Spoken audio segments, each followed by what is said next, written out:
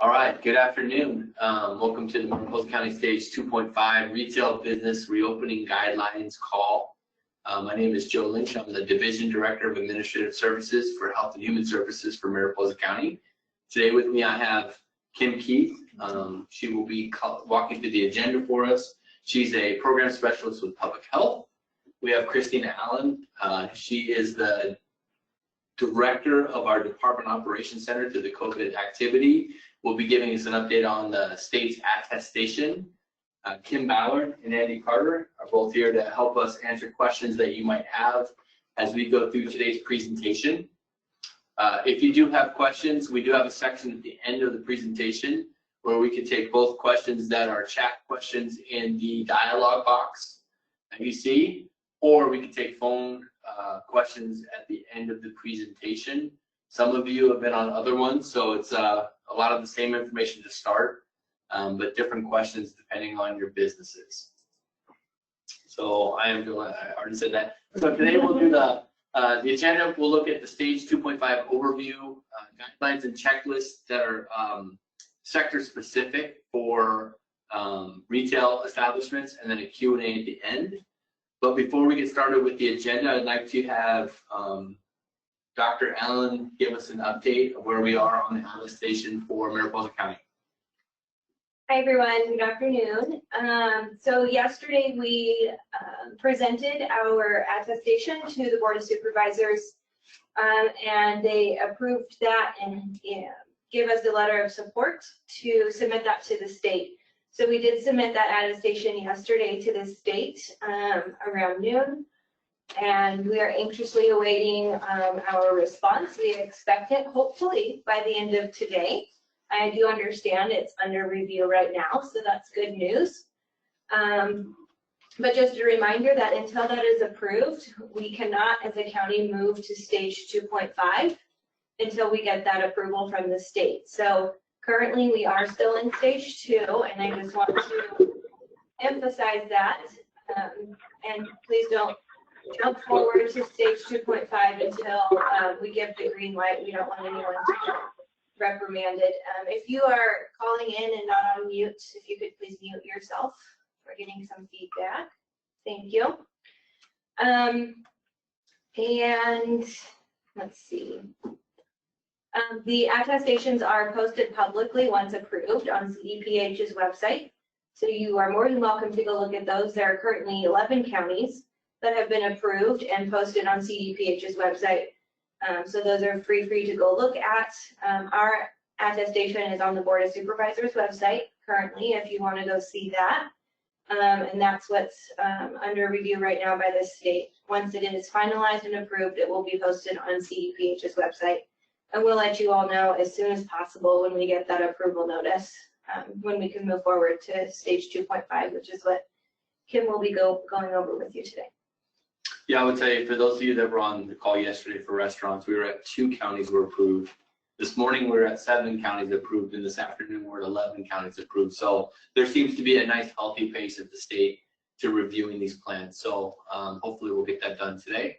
So I want to move from our agenda into the stage 2.5 overview. And over to Kim. Okay, so this is just a quick overview of what's permitted and not permitted during stage 2 and 2.5. So on your left-hand side, you have the permitted sectors with modification, which is outlined in the state guidelines on the CDPH website. And on the right-hand side, you have the businesses that are not permitted during stage 2 or 2.5, but will be permitted later on in the stages. I did want to, I'll read those for you. Just some of you are on the call. So the permitted sectors include retail, logistics, manufacturing, destination retail, including shopping malls and swap meets, dine-in restaurants, office-based businesses, outdoor museums and open gallery spaces, personal services limited to car washes, pet grooming, tanning facilities, and landscape gardening. The not permitted sectors include nail salons, tattoo parlors, and fitness studios, bars and lounges, entertainment venues that include movie theaters, gaming, arcade venues, indoor museums, kid museums, gallery spaces, zoos and libraries, community centers including public pools, playgrounds and picnic areas, religious services and cultural ceremonies, nightclubs, concert venues, festivals, theme parks, and hotels, and lodging for leisure and tourism. Now, just to note, I think our question earlier was, typically, once we move into 2.5, if we have a period of days of 14 days without exceeding, there's a possibility as a state that we'll move to stage 3. When stage 3, some of the non-permitted sectors will be part of stage 3, and then beyond that, I think there's stage 4, which is like back to concerts and things of that nature. So not all of the not permitted are created equal. They will be parsed out in stage 3 and stage 4. So next. Okay, so this here are some of the key components for the retail guidelines that you'll find in the state guidance and with checklist. So we're going to just briefly go over them. So you'll need a written work site specific plan. You need to do a risk assessment, see how you can either change your layout or your occupancy to make sure that you can support the prevention of the spread of COVID. The overall goal is to prevent the spread of COVID and to make sure that your staff and your customers are protected. So in the worksite plan, you'll have to also have a process to check on the plan. You'll need to do revisions if there's any issues as you start your plan, and then make sure to train your staff on the plan as well as your customers with any of the changes.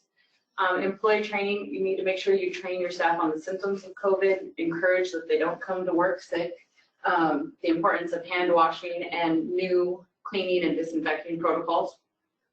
There will be a febrile respiratory illness screening requirement, and we have a tool that you can use to screen your staff before they come in to make sure that they stay home if they are sick. New cleaning and disinfecting protocols will probably have to be put into place, more frequent, more high traffic touch spaces, your break rooms, or any other space where people might spread the germs to each other. And then physical distancing, again, this is going to do a lot with your layout and occupancy, and a plan also needs to include where would people queue up or line up on the outside if you do have a smaller location or a location where you can't have as many people in. You'll need to be ready to have a line outside. And then lastly, have a plan to toggle back to stage 2. Again, this is all to prevent the spread of COVID. So if there is an outbreak or if there is a cluster or a couple cases, then you might need to go back to a more restrictive modifications. So you would need to be ready for that. Give you some information on the toggling back. I know this is a fairly consistent question that we received.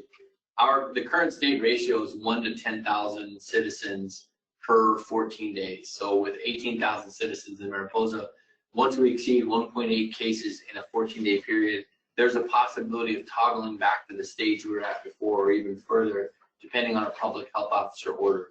Our goal through this whole process, whether it's a retail, the restaurants or businesses, is to make sure that we work together as a community to address any of the things that might cause us to have clusters or issues in our communities. Now, as a note, the retail guidelines, the work-specific plan, and the checklist, which will be posted for you on the county website, that are retail specific plans from the state, are done in a self-attestation way. We are not going to come and sign you off. That's not necessary. What is necessary is that you complete the work plan, you complete the checklist, and you just keep it on file to make sure that you are understanding of what's requested of you. It's okay to have more restrictive requirements than the state requirements, but it's not okay to have less restrictive. And if you do business in anything that has a state oversight, I always think of things like hair cutting, or you're still needing to meet all of the requirements of your sector in your retail sector. So hopefully that's not confusing, but we will not sign you off. However, if you need assistance with how do I make it work, we've already had a couple restaurants and business meetings, and we've had people reach out to have us go work with them to see how to help them get it done. We're more than willing to do that. And then for the retail partners out there, there's some apps out there One that I can think of off the top of my head is called Q-less, the letter Q, L-E-S-S. And it's designed that people can check into your business, and then when you tap on the app, it lets them know outside it's their turn to come in. Can be used if you're in a really busy sector. I'm not advocating for Q-less, it's just an example of something that can be used from a technology standpoint that may help you keep your occupancy to the right level in your business. And just to summarize here, there's basically 3 steps that you have to do in stage 2.5. So use the state guidelines. Once you've had a chance to review that, it'll help walk you through how to plan for this. And then you need to complete and post checklists. So there's the state required checklist, and then we have a Mariposa County business checklist that we're asking businesses to post in a customer visible area, either the front window or the front door. And that checklist is designed to let customers know what you as a business are doing to protect from the spread of COVID.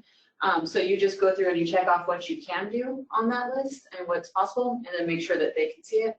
And then lastly, can't stress enough how much to train your staff on knowing the symptoms of COVID, making sure that both your staff and the customers or your clients are educated on social distancing, and make sure that workers stay home when they're sick, even if they feel that they must leave or they must come to work. Make sure that they feel comfortable to stay home when sick.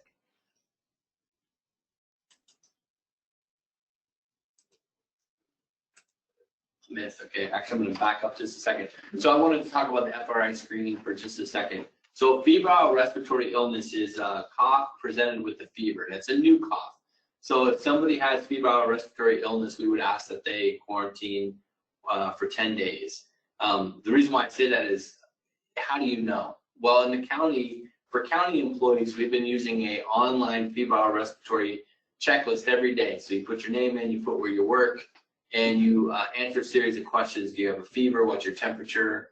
It really is a very good process to quickly complete a Fri screening. Our information goes to Dr. Adriana Nunez, I keep forgetting her last name, and she'll let us know if there's any symptoms that are popping up in Mariposa.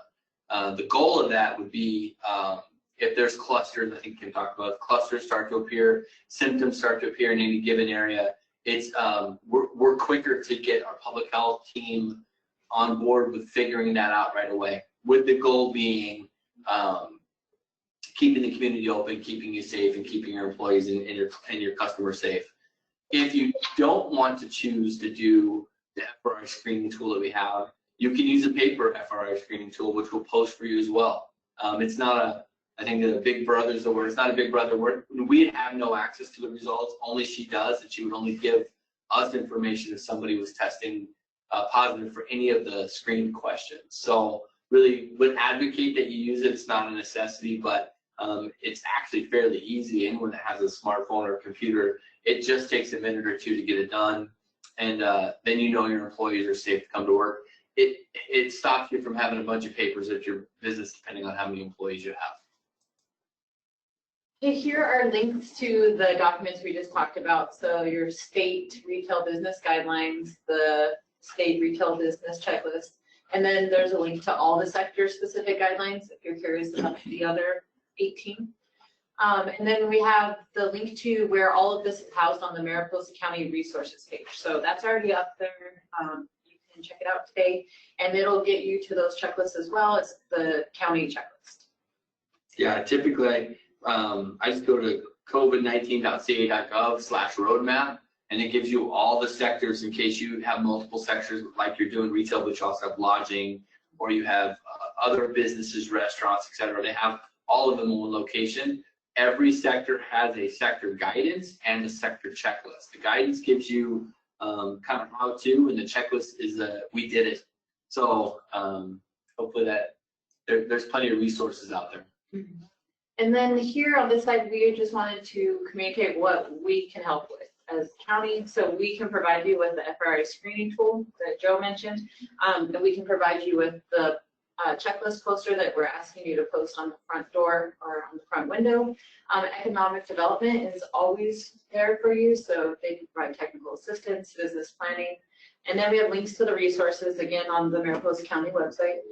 For the state guidelines, some employee training resources, some CDC and EPA protocols or recommendations for cleaning. And then we also have printable signage that you could use that would help to communicate social distancing and help remind people as they're shopping how to stay safe. And then lastly, if you have any questions at all or you need any specific help or you just need some one-on-one technical assistance, we can provide that also. So we come to your location, if it's help with physical distancing or figuring out where to queue the people up or what the screening process should look like, we can help out with that. And then lastly, we save this time for questions, and here's some contact information for you. So if the business hotline is 209-742-1345 if you have any COVID business related questions, or you can email Tara Schiff. Also, we have a community info hotline for the COVID is 209-259-1332, and general information email about COVID is mariposacovid19@gmail.com. Perfect. Now we're available for any questions that you might have.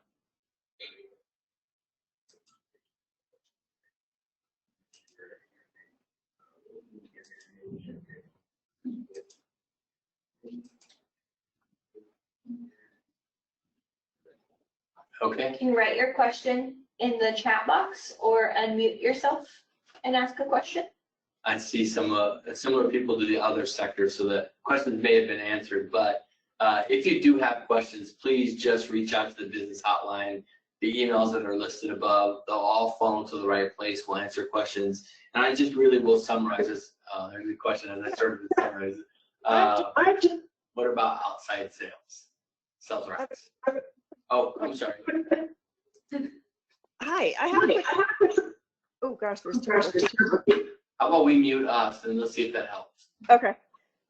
I have a quick question. I see that hotels don't open for tourism or leisure until stage 3. So in actuality, getting customers will really be probably kind of a problem at this juncture, especially with the park being closed. So the expense of relaying out our store at this juncture probably doesn't make sense. That given with the fact that there is no legal protection yet for small businesses from potential lawsuits from people who might think or claim that they've caught COVID from your store. So that's kind of where we're coming from at this juncture.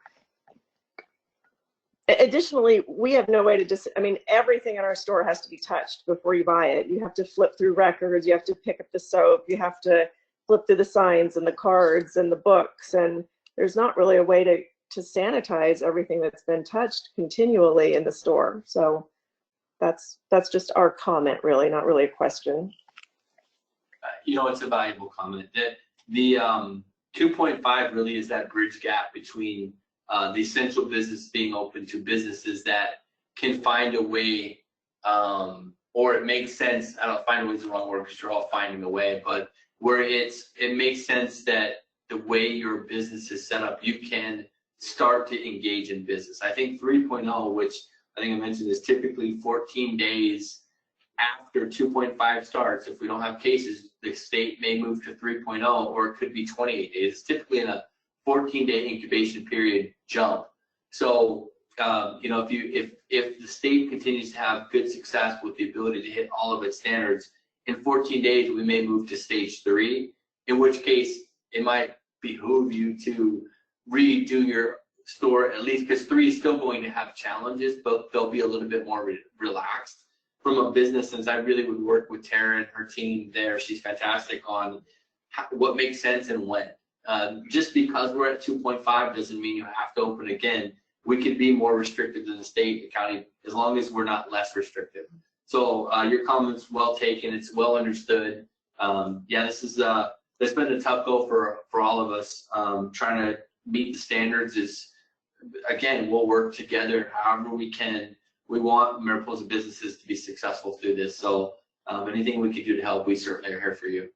What about typical outside sales? Just say outside, like Sales racks. Yeah. I mean, once your business is open and you have racks outside, that's fine. I would just be mindful of how many people are gathering outside, looking at the racks, and just remind them about social distance. Also, social distancing will probably be in effect for quite some time. So Yeah. if you can take the time now to really try to strategize your layouts and other flows of traffic and other things within your locations, it will be here for a while. So it's still worth it. And the next question is, do the guidelines show the amount of people we can have in our store at one time? How do I figure that out? The guidelines, so general rule of thumb, it says no more than 50% of your allowable occupancy. But if you can keep people from being in direct or close contact with each other, but just on the guidelines, let me read it to you.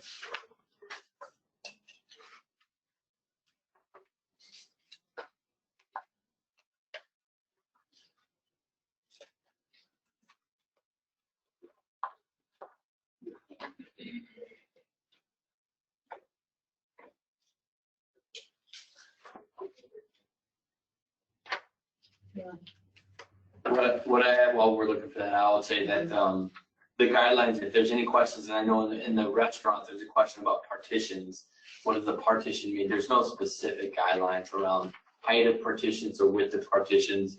And there's no guidelines around when you have occupancy. It really is a self-attestation. So, you know, you go to some retailers and they've created a path through their store where they've marked the path of which order they want people to keep people from funneling up. In stores where people browse, it's kind of difficult. So, like I said, it's hard to give an overall guidance to all businesses when you're all different. So it says in the guidelines to adjust your maximum occupancy rules based on the size of the facility to limit the number of people in a store at one time, using no more than 50% maximum occupancy. Again, they'll give you very broad guidelines. If you have specific questions to your business, we're more than happy to assist. Can you put the slide with the checklist links back up on the screen? Oh, sure. And also it is posted on our website, and in the chat box, our Joint Information Center just posted the link to those guidelines. So you can click on the link in the chat box to get to those. One other question, do we require customers to wear masks? Is there any mandate in our county?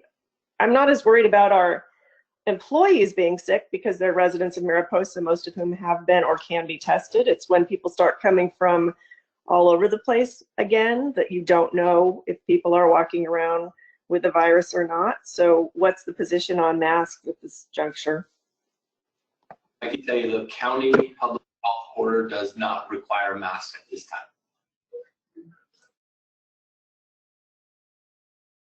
Or you can require masks. Yeah, so I wanted to say, I went on mute in case you talked because we were the reverb, but as a business owner, you can require masks because you can be more restrictive than the county and more restrictive than the state, but you cannot be less.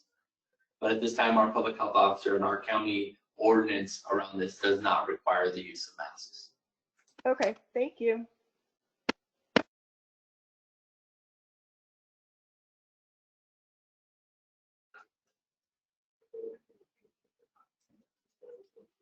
Awesome. Well, I don't see any more questions.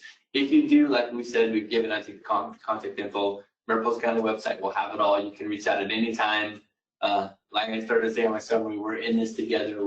Our goal is to get us back to as functioning as we can get step by step. We will do this together. It's a high level of communication. So if you have concerns, don't sit on it. Let us know. We're here to assist in any way that we can. I think the one thing I will say is continue to check back on the retail business guidelines on the website, because we will always have the most current information on our website. But those of you, we've gone through this together, things change so much that they change often.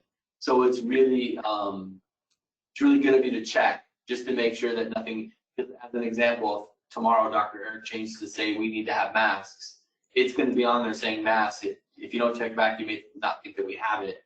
We'll do our best to communicate any changes of that nature with you. But like I said, if there's anything you need, just let us know. You know what, one other quick question, just in regard to contact tracing.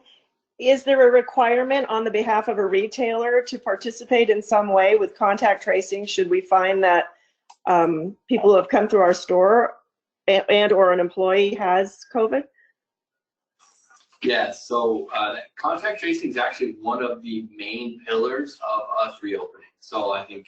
Yeah, when you get into the guidelines, you'll see on the worksite specific plan, it does lay out to identify contact information for local health departments, so you can call and notify us if there is maybe one of your staff came into contact with somebody that's positive or themselves tested positive. And then we would ask that you can identify their close contacts to your best of your ability, as well as making sure that you stress to them the importance of social distancing both at work and outside of work. But again, the guidelines lay out very clearly the expectations for that.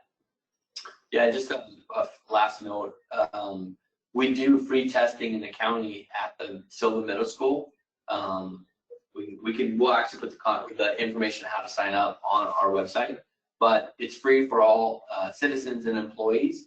They'll ask you for insurance information. That's only so they can bill insurance, but if the insurance denies it, it goes to the state and not the person. So it's testing is free for all Mariposa citizens and employees. So even if someone lives in Madera and they come here to work, they can go there as well. So yeah, for all California residents really. So I just want to let you know that that's out there as well. Right, and that information is on the COVID, the Mariposa County COVID homepage, so you can see that. Okay, thank you. We have the capacity to do 132 tests a day, so we encourage anyone who wants to go get tested. You do not have to have symptoms. You can go anytime, and as often as you like.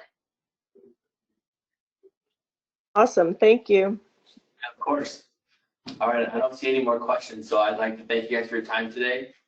We will have this posted, so if you have any retailers that you know weren't able to be on the call, send them to the website. This will be posted up there for they can review and watch the entire thing at their leisure.